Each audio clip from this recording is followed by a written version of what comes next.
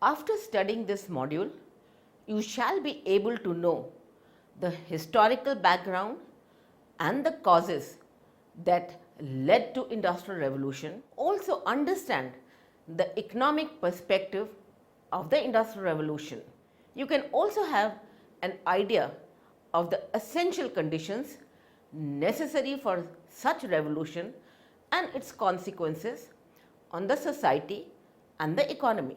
Also understand the role of industrialization in the structural shift of GDP and analyze the consequences of structural shift in GDP in developing and developed world. In the middle of the 18th century, we saw the beginning of the fundamental change from a typically agrarian society to an industrialized one in England. The period thereafter was characterized by technological inventions which revolutionized the society and the economy in several ways. This period of change was known as Industrial Revolution. The process of change spread to other parts of the world as well. Over the last half century, similar shift or industrialization has been observed in many developing countries, contributing significantly to the economic development of the country. This module aims at developing a clear understanding of the conditions that led to industrial revolution and its consequences. Further, it explores the importance of industries in the structural shift in GDP of an economy. Let's look at the historical background of industrial revolution. The period 1760 to 1850 was marked with fundamental changes in England. The country witnessed a gradual, though not abrupt, transformation in agriculture, textile and metal manufacture, transportation, economic policy and the social structure. The era saw the change of typical agrarian and handicraft based economy to an economy which was predominantly based on industries and machine manufactured products. This process of change has been termed as the Industrial Revolution. The term Industrial Revolution was first used to describe England's economic development from 1760 to 1840 by English economic historians named Arnold Toynbee. The process of change or the revolution that began in England in the 18th century soon spread across Europe and North America. Though the year 1760 represents the beginning of the Industrial Revolution, it is often considered that it actually started way back in 16th century with major scientific discoveries and ideas, benefits of which was being materialized in the post 1760 period. The main features of the Industrial Revolution were the technological, socio-economic and cultural changes. The technological changes were the key to the entire revolution. This included use of new metals like iron and steel, and most importantly, the use of coal-based steam engines, internal combustion engines and electricity.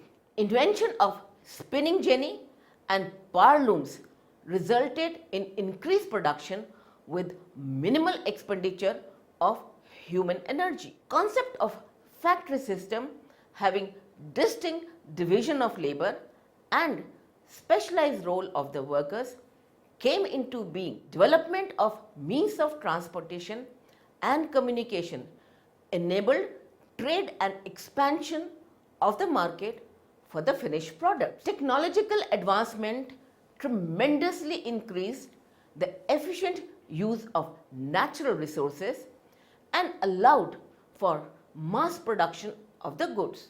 During this period, industry grew 4 times faster. The Industrial Revolution brought about changes that completely revolutionized families and lifestyles. Factory system attracted workers to an extent that they moved out of their rural family economy to urban areas. This led to rapid urbanization in England, and cities grew at a tremendous rate. By 1900, Great Britain alone had more cities with population of 100,000 or more than the entire Europe had in 1800. Let's look at the economic perspective of Industrial Revolution.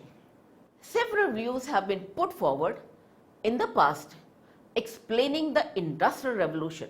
Most of these were restricted to identifying the causes. Apart from technologies, there were other factors that favored Industrial Revolution in England. This included religious freedom, confidence of no invasion, and trade potential due to long coastline of this island nation, unification of states into single economic unit, and presence of huge coal reserves. However, there has been a great extent agreement on the role of political system, property rights, and flexibility of legal system as the cause that led to Industrial Revolution. These views attribute the changes which took place in the late 18th century to the Glorious Revolution of 1688 that reinstated the supremacy of the parliamentary system, minimal government, and secure property rights. Presumably, these changes in the legal system created conducive environment for investment, which led to the Industrial Revolution. But evidences do not support these views, as no structural changes could be detected after 1668 in any of the financial data like interest rates, while property rights were as secure as in other European countries. Table shows the per capita level of industrialization from 1750 to 1913 of different countries. Great Britain clearly outnumbers rest of the countries throughout the period. If you look at the table, we are going to talk about per capita levels of industrialization and will take different countries. For example, Great Britain 10, 16, 25, 65, 87, 100, 115. Belgium 9, 10, 14, 28, 43, 56, 88.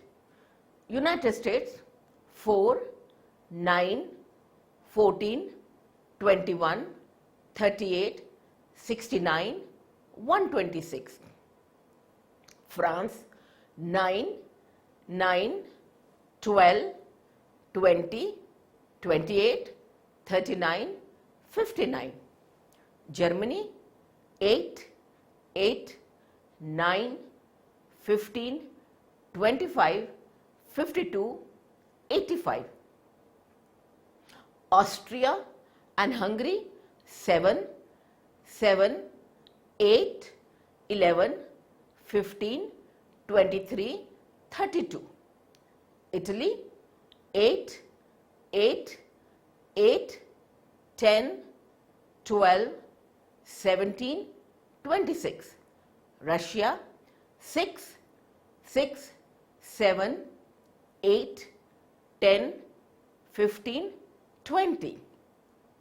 China 8, 6, 6, 4, 4, 3, 3. And look at India's figures: 7, 6, 6, 3, 2, 1, 2. Students must note here that all entries are based on the index value of 100 equal to per capita industrialization in Great Britain in 1900. Data of England of course includes Ireland with England, Wales and Scotland, which was collectively known as United Kingdom. Let's have a look on technological inventions. Industrial Revolution was mainly a technological revolution brought about by the major inventions during that period. The underlying reasons that could explain the Industrial Revolution requires focusing on the sources of these inventions. These inventions turned out to be the major factor that differentiates Britain from other countries. The focus therefore shifts on the economic incentives for the inventors, which acted as a driving force for inventions leading to Industrial Revolution. It becomes evident that the Industrial Revolution in Britain was the outcome of Britain's success in the international economy, which offered Britain's inventors with unique and highly remunerative possibilities, as opposed to the common belief that it happened due to luck or genius minds, British culture and scientific advancement. However, role of greater literacy and numeracy cannot be ruled out, which downplayed the major technological achievements through innovation in the 18th century. The technological achievement of Industrial Revolution was consequence of the economic development that preceded the Industrial Revolution, which produced the high wage, cheap energy economy. Allen in 2006 argues that the main motive of invention of technology was to make money. The major implication of this concept were technological inventions were considered as investment which would yield returns in future high enough to offset the current cost. 2. The inventions were done mainly to come up with new product or reduce the making cost of existing product. Expensive labor and cheap energy led to the invention of machines that substituted energy and capital for labor. 3. Market size is very crucial for profits to offset the cost of inventions. For example, scale of mining industry was much greater than any other country. So returns on the inventions in mining machinery were highest. 4. Inventions were also encouraged by patents, which gave the inventors a right to all the gains from the inventions. Better property rights for the knowledge were the main reason that led to inventions of Industrial Revolution. Though English patent law was enacted in 1624, it failed to draw much interest during 17th century, having minimum role in inventions compared to other incentives to invent. Fifthly, in the absence of patent, incentives for private invention were small compared to group or collective inventions, which enabled them to divide the cost and pool. How was the production organized? During the Industrial Revolution, families produced most of the food, clothing and other articles they used in rural areas.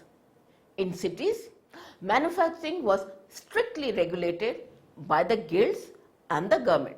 Goods thus manufactured were of high quality but limited and costly. Merchants needed cheaper items as well as in large quantities for their trade to grow.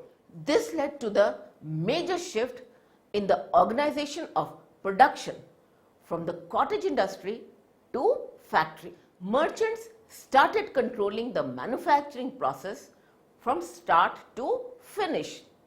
For example, cloth merchant would buy raw wool from the sheep owners, have it spun into yarn by the farmers' wives, and take it to the country weavers to be made into textiles. The country weavers manufactured the cloth at a much lower cost. Similar methods of organizing and controlling the process of manufacture also started in other industries such as the nail, cutlery and leather goods. These small household workshops were termed as cottage industry. The advantage of such a system was that the merchants had a large supply of manufactured goods at fairly low prices. It provided job opportunities to all the members of a crafts worker family and gave jobs to the skilled worker who otherwise did not have capital to start their own setups. A few merchants who had enough capital had brought workers together under one roof and supplied them with machineries like spinning wheels and looms and started manufacturing in large scale. These establishments were known as factories. Let's look at the wages and energy. Inventions, being economic activity, were favored by business profitability, including the low input prices. Britain had a unique wage rate and energy price, one of the key factors leading to the Industrial Revolution. Comparisons of the wage rate and energy price of major economies reveal that Britain was high wage and cheap energy economy. Britain was high wage economy in terms of exchange rate, high silver wages, resulting in high living standards, high wages relative to capital prices, and exceptionally high wage compared to energy price. Figure compares the nominal wage of building laborers in major cities of the world. Databases of wages and prices assembled from price histories written since the middle of the 19th century have been used to construct these figures for comparison. The different units of wages were converted in terms of grams of silver, as silver coins were principal medium of exchange. As indicated in figure 1, starting from the late 17th century, London wages were the highest recorded. By the end of the 18th century, all parts of England had exceptionally high silver wages. In comparison, laborers in the Asian cities earned just 1 or 2 grams of silver per day. The high wage rates in England resulted in high living standard as well. This has been confirmed during the welfare ratio calculated by dividing the annual earning by the cost of basket of consumer goods sufficient to keep a family at minimal subsistence. Figure the welfare ratio in the major cities of the world. In the period before the start of Industrial Revolution, welfare ratios of these cities were almost trendless and the workers earned 3 to 5 times the subsistence cost. However, in the mid 18th century, welfare ratio of most of the cities touched the level of about 1, except London, which showed an upward trend, reaching almost 6 times than required for bare bone subsistence, indicating high living standards. This increased the demand for food and non-food consumer goods. As a result, mass market of consumers was much larger in Britain compared to other cities in Europe and Asia.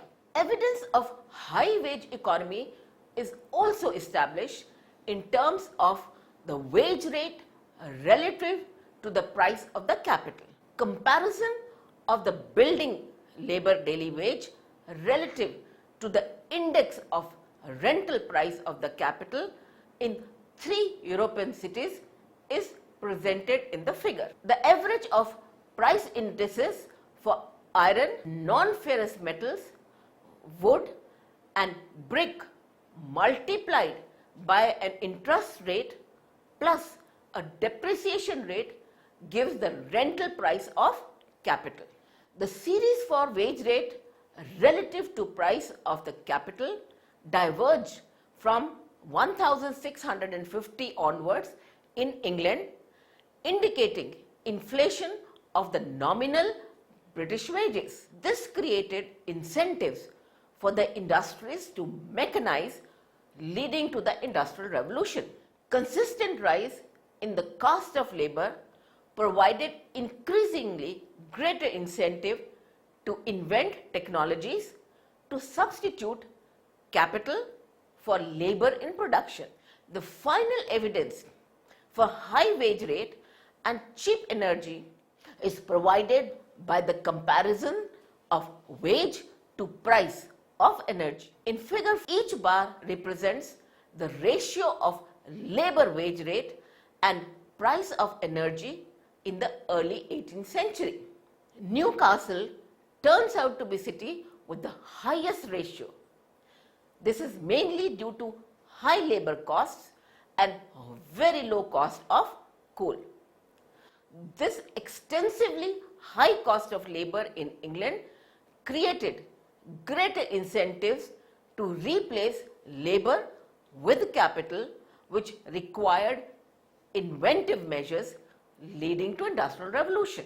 Industrial Revolution originated in England and then spread to United States and the rest of Europe. The essential conditions required for such revolution remained almost the same and included availability of natural resource like coal, minerals like iron ore, etc., a surplus of money to invest, a political and institutional framework facilitating innovation, availability and sufficient size of domestic and foreign market, access and control of raw materials, sufficiently large pool of skilled manpower and cheap labor, infrastructure like transportation system, that is road, railways and shipping. Let's look at the consequences of Industrial Revolution. Industrial Revolution had several benefits and negative consequences. It has been debated since 19th century whether the Industrial Revolution was a blessing or a curse. Industrialization resulted in severe problems and hardships for people in its early phase. However, with time, it had number of positive effects outweighing the negative consequences. It created jobs for workers and also made a significant contribution to the wealth of the nation. The period was characterized by immense progress and inventions. It greatly increased the mass production of goods in response to the increased demand, which led to the opening of new factories. This created more job opportunities. Rise in wages left the workers with surplus to spend on activities other than paying rent or buying food, like buying a newspaper or visiting even a music hall. Cheaper transportation, railways in particular, brought distant relative closer as travelling became affordable.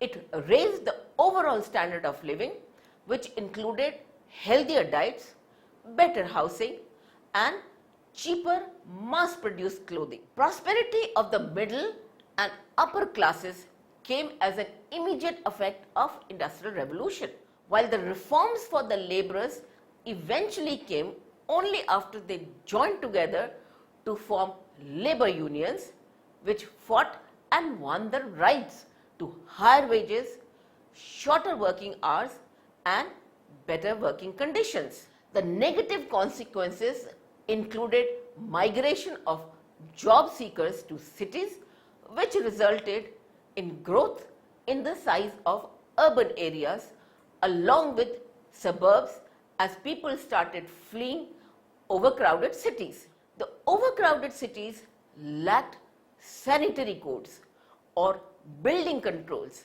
and other basic amenities like housing, water and social services, etc. Industrial Revolution also witnessed a structural shift in GDP. Industrialization began in the 18th century in the United Kingdom with steady development in manufacturing. This was followed by Belgium, France, Switzerland and United States in the 19th century, while the developing world was still moving on with their traditional primary production. This process of industrialization continued for decades. Manufacturing jobs in the factories increased from 22% to more than 35% between 1841 and 1960 in UK, and in US it increased from 16% to 36% of the total employment during the same period. Beginning of the 20th century saw the distinct division of world economy into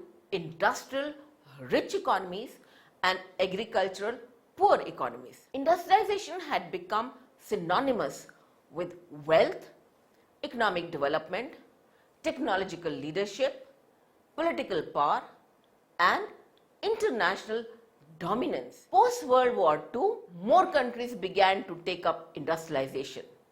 Enabled by technology, transfer policies of developmental states, those that failed to keep up the pace of development of manufacturing sector had to suffer greater welfare losses. Manufacturing industry served as catalyst in transformation of the economic structure of agrarian economy. The concept of structural change has direct relations with the relative importance of sectors in the economy or to changes in the location of economic activity. Structural change has been typically defined as the ability of an economy to constantly generate new dynamic activities characterized by higher productivity and increasing returns to scale. The structural change has emerged as the key component on which the development of an economy depends. It plays a deterministic role in determining the rate and pattern of growth. Failure to achieve structural change has been found to be common cause for countries to remain poor. They have in fact failed to shift from the agriculture and production of traditional goods to manufacturing and services. In the developing countries, contribution of agriculture and manufacturing was 40% and 12% respectively in 1950. After more than a century, share of agriculture fell to just 16% and the share of manufacturing peaked at around 17% in the early 1980s, followed by a decline thereafter. While services exhibited a consistent growth of more than 10 percentage points. In 1950, the developed countries were already industrialized with manufacturing contributing 30% of the GDP, while agriculture accounted for a minor share of 16%. However, by 2005, these developed economies showed greater preference for the services industries and neglected the manufacturing sector. In these economies, manufacturing declined to an extent to be almost at par with the share of manufacturing in the developing countries. The major structural shift in the GDP has been observed in case of developing economies. In the period between the middle of the last century and 2005, contribution of agriculture in the country's GDP decreased from 40% to between 3 and 13%, while share of manufacturing increased from 14% to 25% in countries like China, Indonesia, the Republic of Korea, Malaysia and Thailand. This indicated huge shift from agriculture to manufacturing. Among the developing countries, the structural shift was not similar for all, as some opted for a different kind of shift. For example, in the Latin America, the largest economy like Argentina, Brazil and Mexico took to a major shift from agriculture to services and to lesser extent to non-manufacturing industry. Share of agriculture declined, but manufacturing remained mostly unchanged. A similar trend can be observed in case of India as well. Figure the share of agriculture industries and services in GDP for the year 1951 to 2011. Structural changes become evident as there has been a major decline in the share of agriculture, which decreased from 52% to 18% during 1951 to 2011. Share of industries remained almost unchanged, with slight increase from 11% to 18% during the same period, while share of services increased from 34% to 63%. Thus, it can be concluded that in India there has been a major shift in the structure of GDP from agriculture to services. Let's look at the structural shift in developing countries and its consequences and implications. Developing countries have been the center of the structural changes.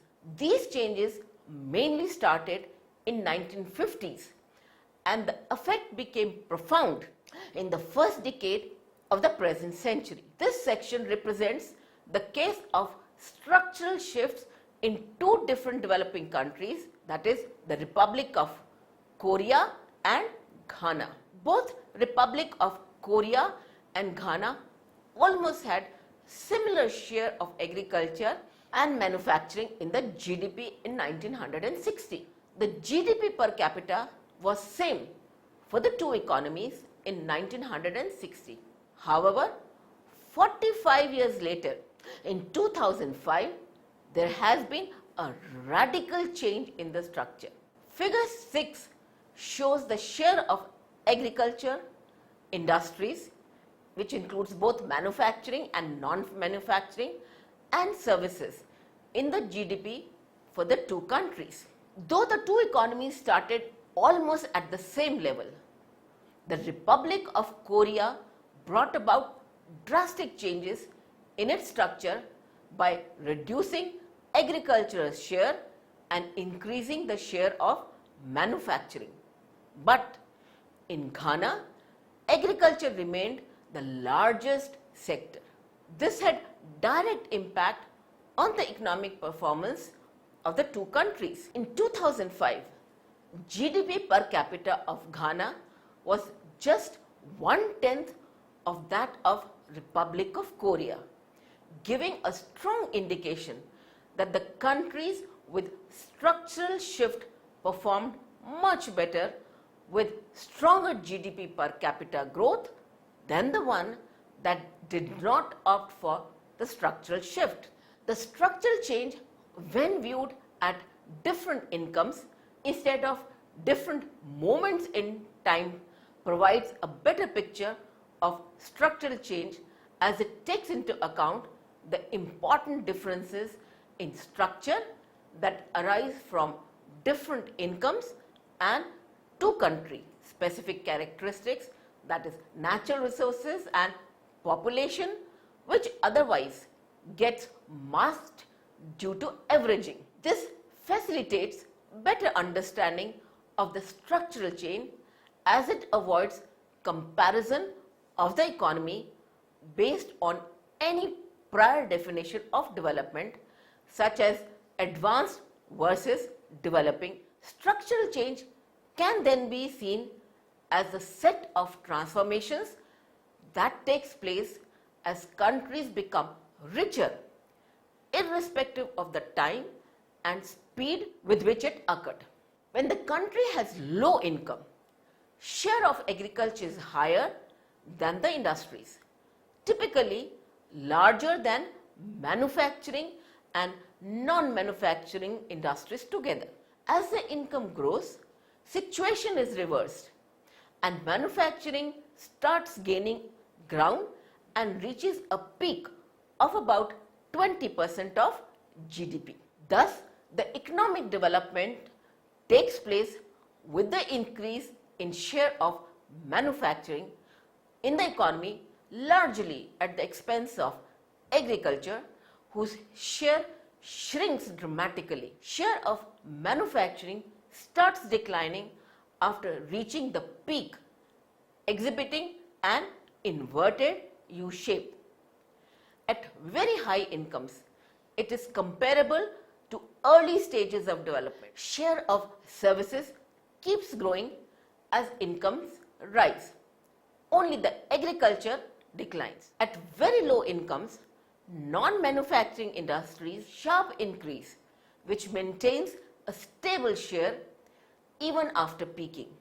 However, such trends are not seen in case of higher incomes or for high income countries.